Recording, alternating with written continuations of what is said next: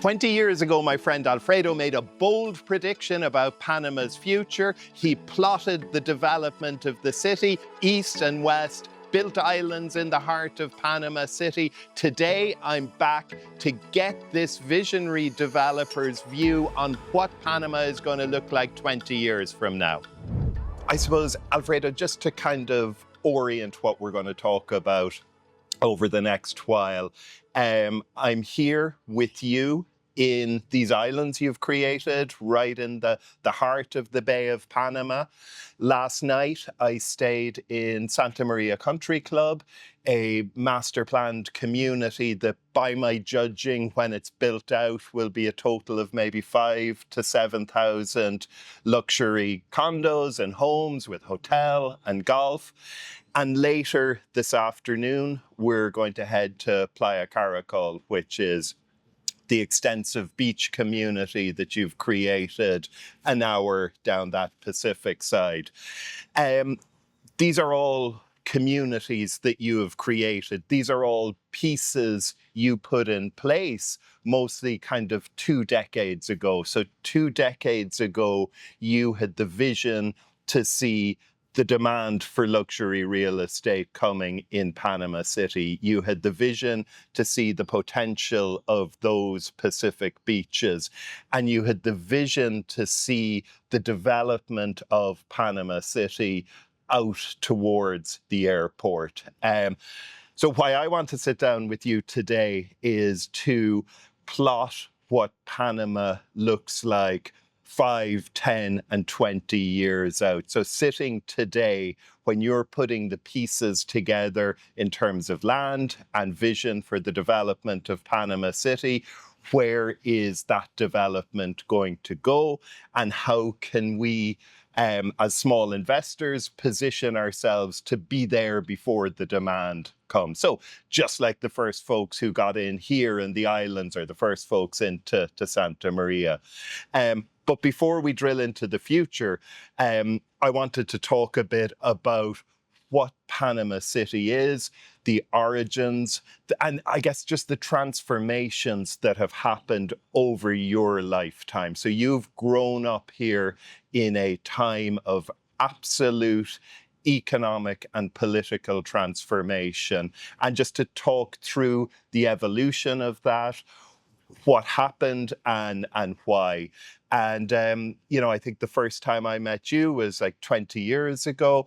Back then, the heart of Panama City, as I felt it, was Avenida Balboa.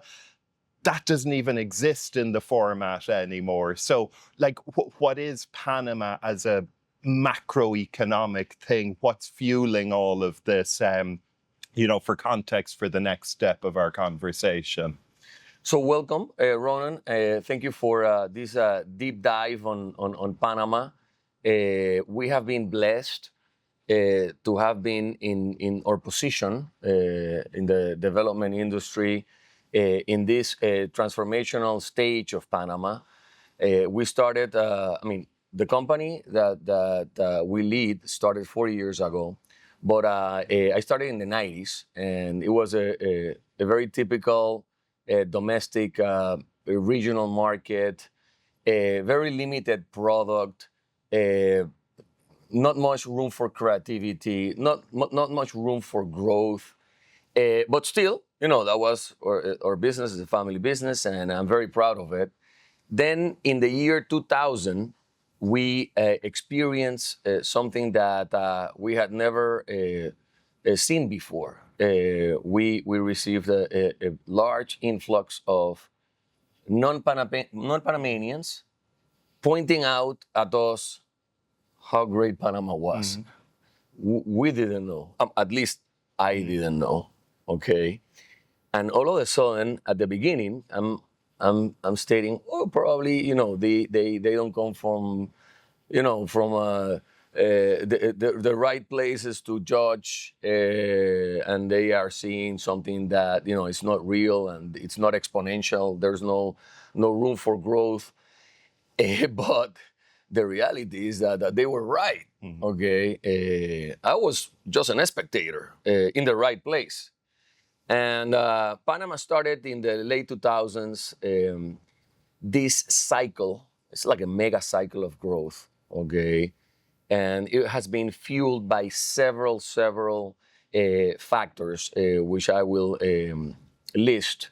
But the main reason why we have all these opportunities is the basic rule of real estate. You know, the one, number two, and number three: location, location, location. And that's what we have. Okay. Then we have other advantages, but the reality is that the reason to be of Panama, the foundation of Panama, is is based on the location of Panama, and we underwent several major development initiatives since the 2000s. First, of course, the canal expansion, which it increased the capacity to handle world trade. Panama remains essential to world trade, and that's a terrific advantage. Not because we depend exclusively on the canal. That's not the reality, but we have a very strong foundation, very strong business, because the canal is run as an independent company that leads the way, for other Panamanian companies or corporations. We started as well with the modernization of Panama with regards to infrastructure. I'm proud to say that today we have a metro system, we have incredible bridges, we have cruise ship terminals, we have the largest convention center in the region. We have an amazing airport designed by Norman Foster. You feel that you're in the first world. We have a terrific airline that connects us with the world. Mm-hmm. With the world, the connectivity that it has is tremendous. The service sector in Panama is the most relevant economic sector in Panama. All the services that we provide, meaning logistics, financial. So the city is extremely cosmopolitan. And based on that, since the year 2000s, early 2000s, we have these programs for multinationals, and multinationals set up here in Panama, Pfizer, Procter & Gamble, and the such. So the country started this not only modernization, but internationalization. And that has driven growth for these last 20 years. And we have been always trying to be ahead of it, but always making sure that whatever we develop will not only have value in the specific moment, but that will transcend, okay? I've read many of your articles and writings and books. Your work is really good and deep and has a lot of meaning. And the strategy of the moats, okay, I can relate to that, because we love to get involved in developments with moats, because the easy to copy developments, the value will be difficult to defend in the future, okay? And we like to build value. We like to go back in time and say, wow, I mean, all of our developments is like asking, who's your favorite son? I mean, I have three. I mean, it's not politically okay to say it, but of course I have a favorite. But I love them all, and I'm proud of them all. And the same story I can relate to the developments that we do, because in the end, it's personal. The time that we spend in the office and in the field working is an investment. So we have identified these trends, okay? Which ones will be short, which ones will be long-lasting, and that's how we build the portfolio of developments. So, there's no secret formula. are people going to stop playing golf? No. Okay, so let's get involved in golf developments that make sense, that are really good in value, and that they have the characteristics, the fundamental characteristics to be great developments in decades, not today, in decades. And are people going to stop liking to own or enjoy their boats? Of course not. That's why we have a marina as well, and a marina, the marina is a tremendous success, and people enjoy the services that we provide. It's a world-class marina. And let's go to the beach developments. Do people in the world enjoy beach destinations? Of course, they plan every year ahead of time to go to the beach at least once a year.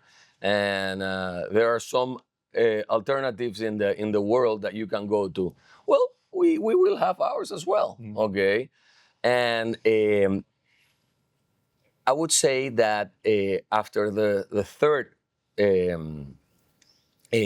reason of why Panama has been successful, which is location. Then we have the fourth one. I would say stability, because I would never dare to envision and dream about these developments if I don't feel that that there's future that is stable, and that the policies in these countries will remain the same, that the value in these countries are going to change. We have the dollar as the legal tender, so that's a big help.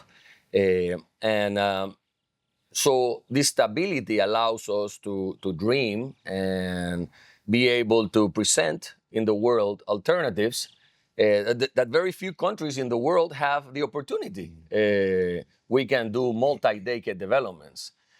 When people ask me today about these other major developments that we have gotten involved, not just the residential developments, but as well the retail developments my father executed, super regional malls, huge. I mean, and they see it just operating. And bear in mind that this is a small country.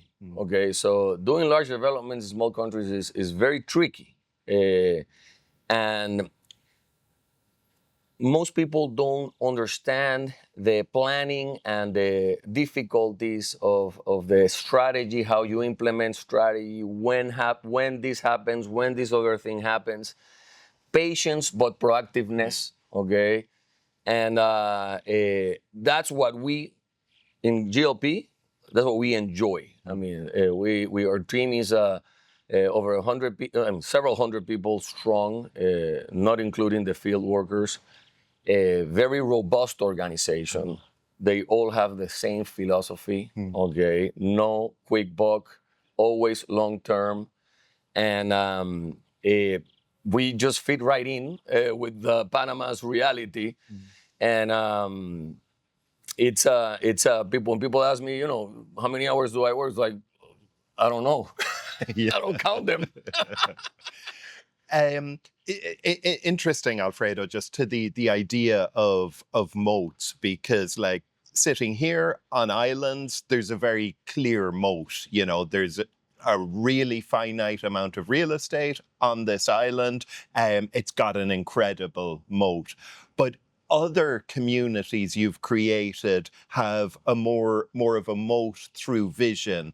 In that sense, I think maybe Embassy Club, which you were creating when we first met 20 years ago, where the moat was the actual type of inventory that you were creating, which was truly special and unique to the market. So in your work, I see multiple different types of moats. I see the islands, it's nearly built out. I don't think you're going to build more islands. So when they're gone, that's it. Somewhere like the Embassy Club, very, very particular types of inventory that was unique and maybe difficult to replicate, creating a moat. Then, for example, in Santa Maria Country Club, the moat is a much more long-term vision, like a multi-decade development. And you create, you and your partners and the board of Santa Maria, create and maintain that moat through very, very selective development of the type of development you allow in at the different price points. So with regards to Santa Maria, the board and the partners, they have had a long-term vision, very unique vision. They have had discipline, which is amazing, and they have curated a very unique development, but not just in Panama terms. I'm talking about world class. It's a world class master plan golf community with a country club that can compete with the very best in the world. And in that environment, ecosystem, we have participated developing since before 2010. It's over 17 years. We started our first development. It was the reserve, a very particular development at that time. And still today, if you go visit Santa Maria, it has very unique characteristics that no other development has. Okay, it's not as simple as let's have more amenities, let's have the most beautiful building.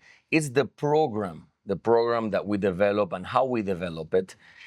Talk about Ocean House, which we started almost before COVID. Huge success. And that building, I would consider them the Mini Coopers of Santa Maria. A very unique product. I see a lot of happiness in the whole community of the building. The amenities are being used, and there's a strong demand for rentals there. Then we have, now we launched this year Bosco de Santa Maria, which is, I would say, it's one of our best developments ever. Because of the planning, the concept, the delivery, that's going to take Santa Maria and Grupo Los Pueblos at a different, it's going to take it to a different level, irrepeatable. And the concept, the product, the lifestyle we are promising, and we will deliver because we have a track record of being able to deliver and support our buyers afterwards. So each development in particular has 1, 2, or 3, or 4 major differentiation factors that will make them stand out today and in the future. Yeah. And that's the strategy, the moat strategy. Yeah. And maybe, Alfredo, if we could talk about value creation, talk about Santa Maria in the context of value creation. So, way back 20 years ago, this was just a swamp that was just past Costa del Este. So there have been iterations of value creation, aggregating land into a piece of land that has potential to be an incredible master planned community. The first things that went in elevate value. Then hotel and golf course, now with Bosco, next level. But just this idea of creating value and protecting value at each step along the way. Literally, that's the way we see it, the creation and the protection of value, okay? Because what we do is we take care of our buyers, not just at the beginning, but also at the delivery and at later stages. And so I would call them also like cycles, because you got to be very astute and read the details of when the cycle starts in each particular development, master plan community, or the country, or the world, okay, and what fits the moment specifically, okay? And that's what we have been able to do. We have been able to identify very particular moments and address them. Some moments allow us to be more creative because the moments are more generous. People want to splurge, okay? Some other moments people are more conscious, but those are very tactical strategies, but in the long run, the overall strategy is the creation and protection, okay? And we practice that even in high rises that you will say, okay, high rise will take 3 years to build. How do you create value there and how do you protect value? Let's talk about Ipanema, okay? Ipanema will be an icon always because the location of Ipanema is unique. Ipanema, there's no other location like Ipanema. And I personally requested the architect and the team not to be irresponsible and do another development, that this would be a long-lasting development, and I don't want to get involved in any developments that are just transactional. And it will be a reference. That building will be a reference, not now with the renderings, not in 3 years when it's built. In 15 years, they will say, oh, that's by the Ipanema building, or that's the skyline of Panama with Ipanema. That's what we're doing. And that's a moat. Yeah. Okay? Because the building will be known by everybody. It will have top of mind. Okay? Everybody will know about the building. Iconic design. Exactly. Yeah. So there's ways to create moats in long-term, short-term, mid-term developments. Always. Yeah. Interesting, Alfredo. You mentioned a couple of things. You mentioned the influx of multinationals. You mentioned Pfizer. In 2004, when I first landed in Panama, at that moment, the sense that I got of Panama was, from a macroeconomic perspective, this is Ireland 1996. It just felt to me like a blank canvas that was perfectly positioned to capture mobile multinationals, perfect for regional headquarters. You know, you mentioned Pfizer. Pfizer have a huge presence in my hometown of Cork in Ireland. And integral to my Panama thesis 20 years ago was the internationalization route of Panama, which has absolutely played out.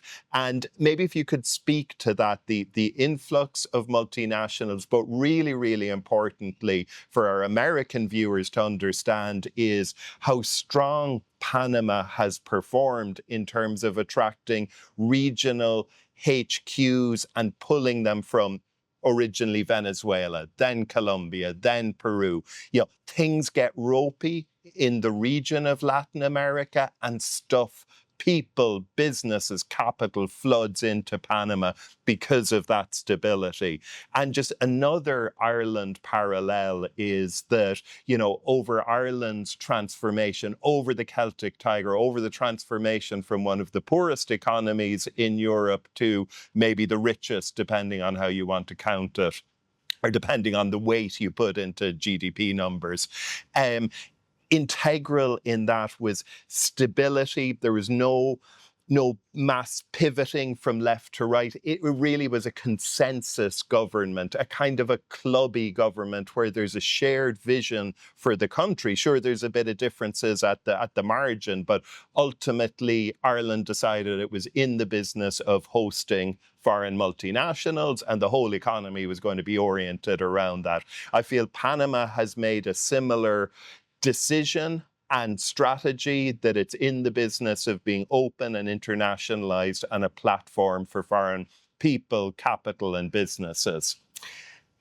Totally correct, and a major game changer since the 2000s, when we started to become more international than we were before. Because before we had an international banking center, before we had the largest free trade zone in the world, but the second largest, I apologize.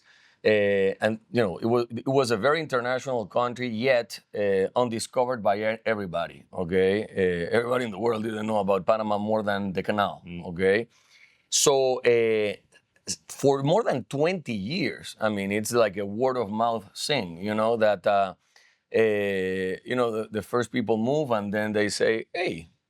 It's, you know, very basic analysis. What's my quality of life here? it's superb. You know, the daily small things of life. You know, schools, hospitals, groceries. uh, restaurants. Yeah. We have it all. You have it all. We have it all. But you also have the really big things like security, like rule of law, like a tax system that's going to be really, really friendly to people and corporations moving here. Most people take a lot of those things for granted because from where they come, they already have it. Yeah. Okay. So what they don't know is that how good the daily life in Panama is. Okay. Others, okay, that have the total opposite of that. When they come to Panama, they get impressed because of what we stand for and what their experience has been, which is a first world experience. Okay. Yeah. And so the reality is that we impress people one way or another. Yeah. And that gives me a lot of confidence that we're heading in the right direction. And it truly pleases me to listen to visitors or friends and partners that have moved to Panama. And of course, small rooms for improvement here or there, but the overall experience is very satisfactory. Yeah. Okay. And so the things are always easy, it's simpler than what it seems, and it's just, the daily life that you're going to have here. It's gonna work out. It's gonna work out. It's gonna be good. It's gonna be good. I don't move from here. I have had opportunities to develop in the region. Yeah. I don't move from here. Yeah. I mean, I wouldn't. Okay. I'm so happy, and this country has a track record of stability that gives me peace of mind.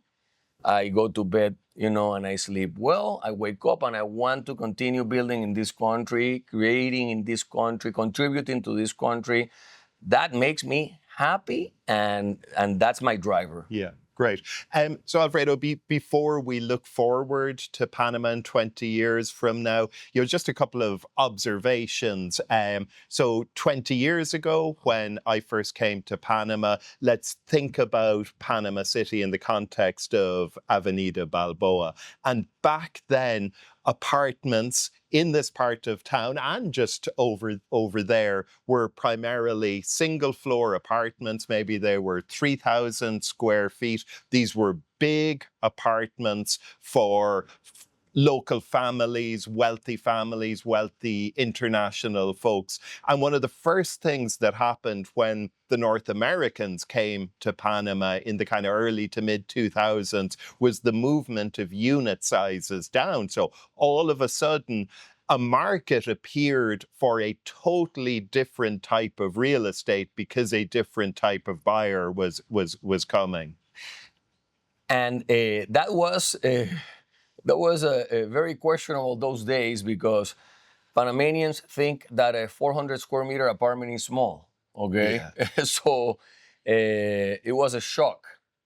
And the reality is that we have in this country a very wide array of different real estate alternatives.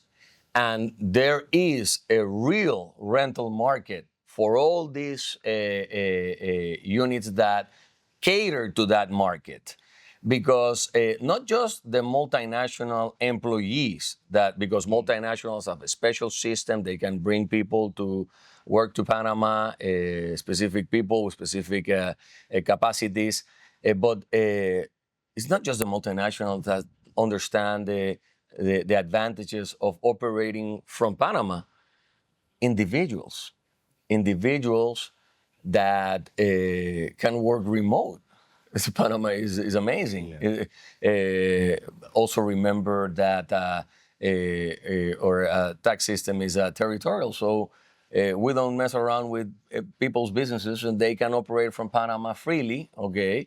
So, and by territorial, you mean Panama doesn't care what you earn outside. I moved to Panama. Panama is not going to tax me on money I make outside of Panama. Literally. And you have them, you have that group, you have smaller companies, not multinationals, that still operate in the region. And there are so many of them. Bear in mind that you visit Medellin in 50, 55 minutes. Okay, Yeah. you can go for the day. You can Yeah. go to Bogota for the day.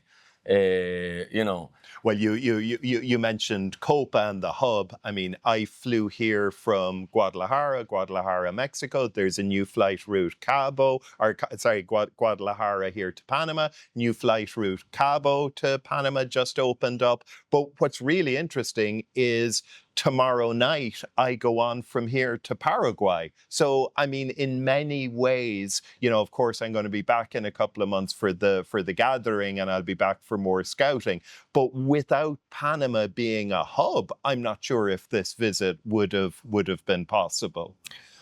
or it would have taken you a couple days more Yeah. to just spend. But You know, this is the reality of busy people's life, you know. If there was an extra step, I might have just said, well, I'll go in 6 months' time. So everything gets deferred. So really, really interesting point about Panama in terms of, like, it's kind of at a inflection point, in my opinion, or from my observations. I'd be interested in your perspective, of being a place that historically has been incredibly open and welcoming to corporations, plus to individuals, but with a primary focus on corporations.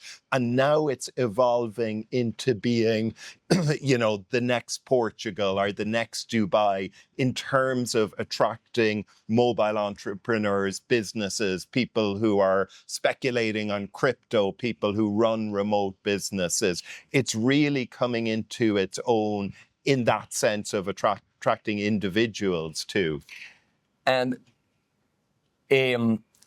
I totally relate to what you are stating. And in my world, in my daily life, I was always talking about the next, the next. You know, what's going to be, you know, Panama is going to be the next this, the next that, okay? And as an Irishman, okay, I remember Oscar Wilde's quote, okay, that you got to be yourself because everybody else is taken, okay? And I corrected myself and I said, we're not going to be the next nothing. We're going to be ourselves, Yeah. okay? And Panama, GLP, the products and services that we provide, okay? I believe that we're going to be uniquely positioned, okay, to consolidate the play that we have been executing for more than 25 years, which is the hub. Yeah. We are the hub. Okay. What is the hub? Okay. And how does that translate into real estate? Okay. We are going to, I mean, we cannot build a second convention center. I mean, we don't need it. Okay.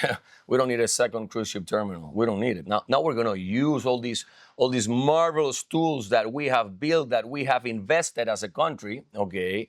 And we're going to harvest the efforts. Okay. Harvest the seeds. Okay. So the hub concept, we're gonna strengthen, we're gonna consolidate being a logistical hub. That just not just the canal, is canal, ports. New ports are going to be built in the canal now. Okay, so it's huge investments in infrastructure, more business to Panama, directly and indirectly. Okay, the financial and residency hub. Okay, that's a second hub. Okay, because we are a financial center with all the services related to the financial world for family offices, small international companies, multinationals, the residency because people want to move to Panama. They want to live in Panama. They enjoy living in Panama. You know, that brings direct business to the real estate sector, direct business to the real estate sector. And I would say the third hub, and that's why you see the portfolio of developments that we do in GLP, they have been curated to fit these realities, which is the tourism and retirement hub. And that's Caracol, okay? We understand that you know, people want to visit Panama. Why? Because it hasn't been visited as much as other countries. It's very simple. We're just going to catch up. It's not that we're going to do so much better than them. We're going to catch up. Okay. The reality, Ronan, is the inevitability of things. I mean, we're going to catch up. And we want to be there. Okay. And it is happening. And it is, and we're seeing it happening. We're being part of it. Retirement is, not the citizenship play, but or the residency play. It's just really settling down here. Okay, not just a 5-year plan, 10-year plan. This is like forever. We see that all the time, and the adventure tourism and retirement play is a reality, and we have been working on it for more than 10 years. Okay, so what's the moat? The 10 years. Yeah. So, Alfredo, the meat and veg of this conversation, looking 5, 10, 20 years out, what does Panama City look like? What are going to be the growth categories of real estate, the growth physical directions, the levels of the market, where, as you're putting your pieces together for your development projects that will start in 10 or 20 years, where are you buying land, what type of land, and what can us little guys learn from this? How can we be there alongside you, albeit in our own capacity as small investors? How can we be ahead of Panama City's next iteration? So bear in mind that we always, or we have tried to always be ahead or just in time with the iteration. Okay. And we not too early. Never too early. Never too early. But in this business, you got permitting. You got very long pre-development stage that you cannot be thinking about the iteration when it's evident. So you could be talking about a 5 to 7 year build. So if you're putting something big together, it could be 5 to 7 years before you put a shovel in the ground. When it's a master plan development, 5 years for sure. Yeah, and Ocean Reef was more than that. So. The reality, Ronan, is that we are focused in where we see, which is evident, to be honest, because the difficulty is to have the capacity to deliver unique developments in these specific characteristics, which is city. In the city, you have ocean, and you have urban, and then you have beach, adventure, tourism, and that's a resort living for retirees. Okay, so we're focusing on that, and we have a strategy, a macro strategy, where I will never become a cookie cutter developer that just repeats, and based on past experiences that has been successful. Because I take very seriously my fiduciary duty to make sure that our clients will be uniquely positioned in the long run. So I will not just do the same next door, okay? We will always find specific characteristics that product will be unique, okay, somehow in the short, midterm, and long term. And now we have developed some expensive capacities to service the customers for the long run, okay? We had been doing property management since the year 2007. I don't think how many companies they have been in that business since that long ago.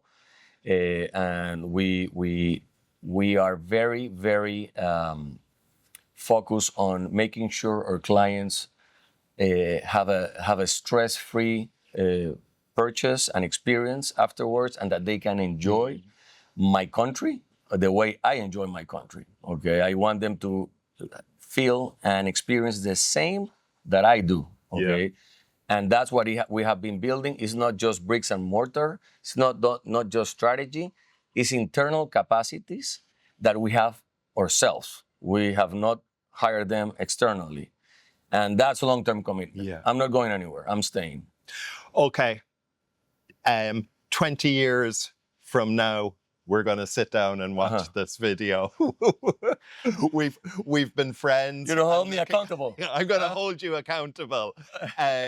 So my thesis is that 20 years from now, we're going to see a number of things. First of all, growing scarcity of luxury real estate, or high-end real estate in Panama City. There's already a squeeze. You're just back from Dubai. Prices here are a third to a quarter, like for like, versus Dubai. So Panama at the high end of the market, in my opinion, is an absolute relative steal.